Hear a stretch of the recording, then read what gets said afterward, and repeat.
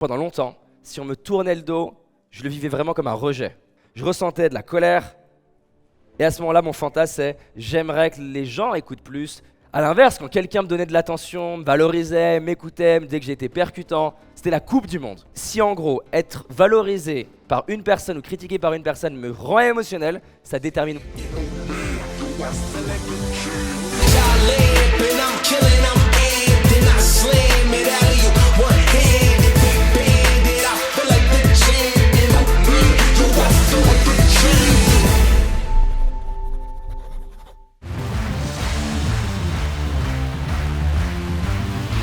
Ton niveau de leadership, d'impact autour de toi, ton niveau de jeu dans la vie, est-ce que tu joues en Ligue 2, est-ce que tu joues en Ligue 1 de ton domaine, il est proportionnel à la capacité que tu as à embrasser les situations que la vie elle te donne et les utiliser en ressources et en faire quelque chose. C'est l'exercice de l'aïkido. C'est l'exercice de prendre la force de mon adversaire et l'utiliser à mon service plutôt que contre moi. Ton leadership, il est proportionnel à ta capacité à transcender, c'est-à-dire tu changes la forme, à transcender tes perceptions. Ton leadership, il est proportionnel à ta capacité à transformer ce qui t'arrive en une ressource. C'est ça qui détermine ton leadership. C'est pas est-ce que tu as des événements difficiles ou pas, c'est vraiment le muscle que tu développes. Et regardez ce qui est magnifique, c'est un schéma qui est inspiré de Dr. John DeMartini qui inspire beaucoup. Imaginez que ça, c'est des niveaux de jeu. Des niveaux de jeu, de leadership, de confiance, de puissance, d'amour, ce que tu veux. Si en gros, être valorisé par une personne ou critiqué par une personne me rend émotionnel, ça détermine mon niveau de jeu.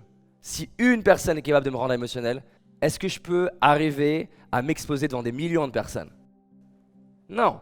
Quand je suis là, je fantasme que ma femme soit d'accord avec moi, que mon mari soit d'accord avec moi, que les gens m'encouragent, me soutiennent, me valorisent. C'est les commentaires que tu vois sur Instagram. Oui, mais c'est quand même important que les gens me soutiennent, ma famille me soutienne, qu'ils soient d'accord avec mes idées. Ça, c'est l'illusion. L'illusion, c'est que je gagne plus quand on me valorise et je perds plus quand on me critique. Et au bout d'un moment, avec le temps, au bout d'un moment, 10 ans plus tard, 15 ans plus tard, la personne se dit « Tiens, mais c'est vrai qu'à chaque fois qu'on m'a critiqué, ça m'a mis la niaque. Ça m'a saoulé et j'ai bossé. C'est vrai qu'à chaque fois qu'on m'a valorisé, je me suis un peu complet. Le soir, je me suis mis sur le canapé, j'étais détendu. Tiens, c'est plus si binaire que ça.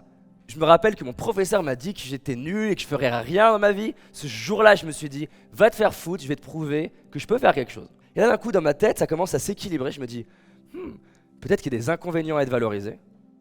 Peut-être qu'il y a des avantages à être critiqué. Jusqu'à ce que je bascule pas dans l'autre sens, mais je sois de moins en moins émotionnel et que finalement, je me dise, les deux ont un sens.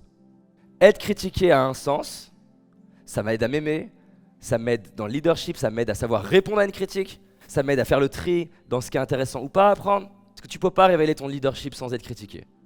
Ton leadership, il est proportionnel à ta capacité à digérer le rejet. Et être valorisé, bah voilà, ça renforce le confort, le soutien. Quand on voit par exemple des méthodes éducatives qui renforcent trop le fait d'éviter le challenge à l'enfant, d'éviter le challenge à la personne, tu fragilises la personne.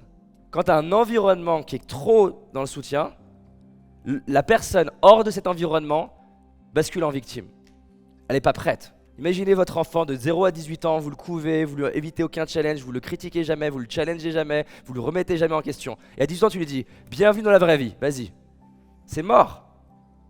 Et donc j'ai des parents des fois qui s'en veulent d'avoir critiqué leurs enfants, qui s'en veulent des fois de lui avoir dit « Non, j'y crois pas ».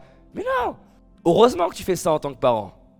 Si tu étais tout le temps en train d'être d'accord avec lui, tu ne le prépares pas à la réalité de ce que c'est, l'idée des personnes, manager des personnes, parler à la télé, impacter des gens, exprimer des idées. C'est normal que tu aies des gens pas d'accord.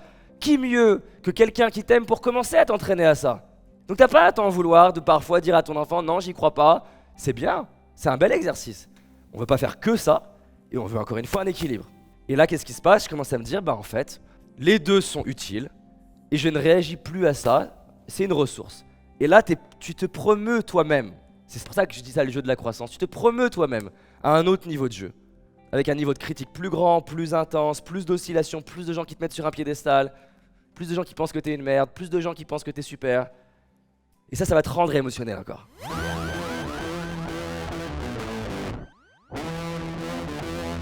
J'ai une école de coaching, je forme les gens pendant 2 ans au coaching.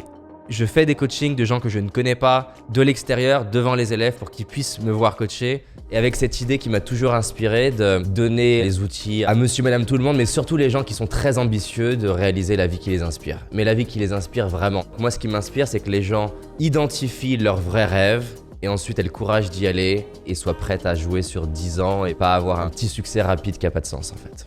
Alors si tu es coach, que tu as envie de le devenir, que tu es intéressé par avoir un impact dans la vie des autres et créer des étincelles dans leurs yeux, alors j'ai un guide qui est fait pour toi. Un guide sur les questions impactantes à poser en tant que coach. Tu peux le télécharger gratuitement en cliquant sur le bouton qui apparaît. Donc c'est parti, télécharge le guide.